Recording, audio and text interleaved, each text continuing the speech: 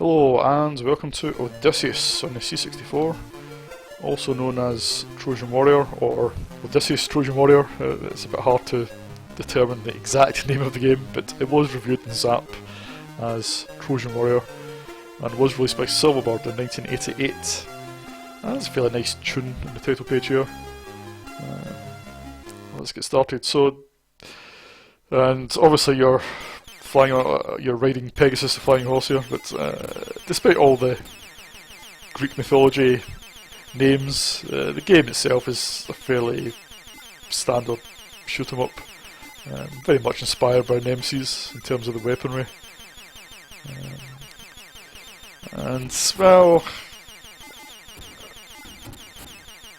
graphically it's okay actually for a budget game. It's nothing spectacular, but it's nice enough, and there's some nice variation. And the animation of the flying horse is actually pretty decent. The weapon system itself is a little bit unusual. You can see at the status panel there's 4 power-ups. Each one has a yellow bar assigned to it, and what you do is as you shoot certain types of aliens, it builds up one of the corresponding bars. Once the bar gets to full, as it just has there, a power-up will appear saying 1, 2, 3 or 4. So I've picked up 1, that's the speed up. 2 is the multiple drones that you get in Nemesis. There's there. I don't know if I'll be able to get it. 3 is a weird bouncing ball drone thing that is really useful against ground targets. And 4 is the laser, which is quite useful. So here we are, we've reached the end of the level, and I think there's about 6 levels, possibly 10, I can't remember the exact number. And once you reach the end of the level, it takes you into the tunnel that connects the levels. What you've got to do here is just fly down the tunnel and avoid hitting the walls. And if you hit the walls, it sends you back to the start of the previous level, which is pretty annoying, but I suppose it prolongs the lifespan of the game. If you'd bought it, and it came out Silverbird, the budget level, so it's $2.99 or something.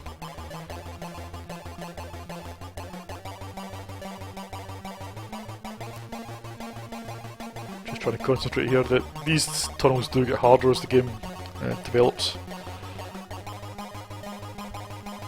Don't be fooled, they're not all that easy. Right, so here we are onto the second level. I still don't have much in the way of power-ups. So what happens is, when you lose a life, it takes away all your power-ups. It sends you back to... it doesn't send you back to the start of the level, it just sends you back to the start of the attack wave that killed you.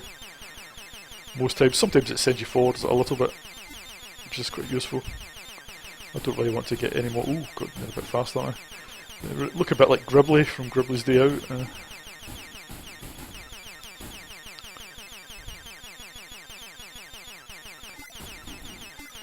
So, graphically, it's fine for a budget game. It's nothing brilliant, but there's enough variety, I think, and everything's drawn competently. Got no problems with the graphics. Sound effects are a bit basic. They're really nothing special. So the title screen music's actually quite pleasant. Oh, 3. That's the bouncing ball thing. There we go. It's a bit of a weird weapon, but it does add some firepower, I suppose. I really want to get the drones and the laser, but... So despite the fact that the player sprite is quite large, oh, there's laser, great. Despite the fact it's quite large, it doesn't harm the gameplay too much because you can just fly through the scenery in these levels. Oh, there we go, starting to get some decent firepower now. This is where the game starts to shine a little bit. It's like Nemesis, where once you start to get so much firepower, you start to feel quite invincible.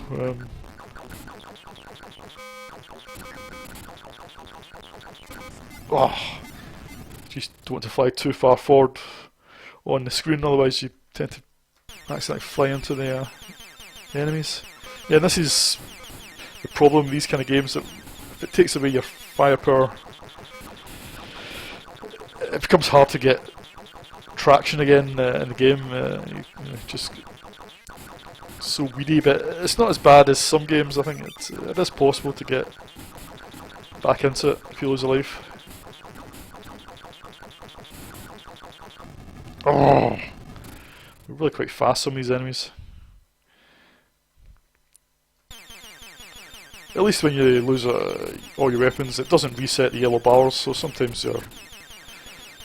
most times you'll be on the cusp of getting a power up again. Of some description. Right, here we are, onto the next level, or the next tunnel. You'll see they start to get a bit harder.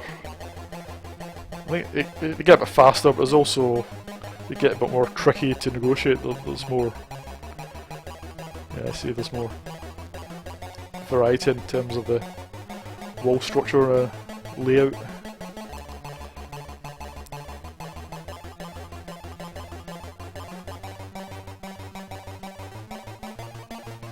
Just trying to concentrate again.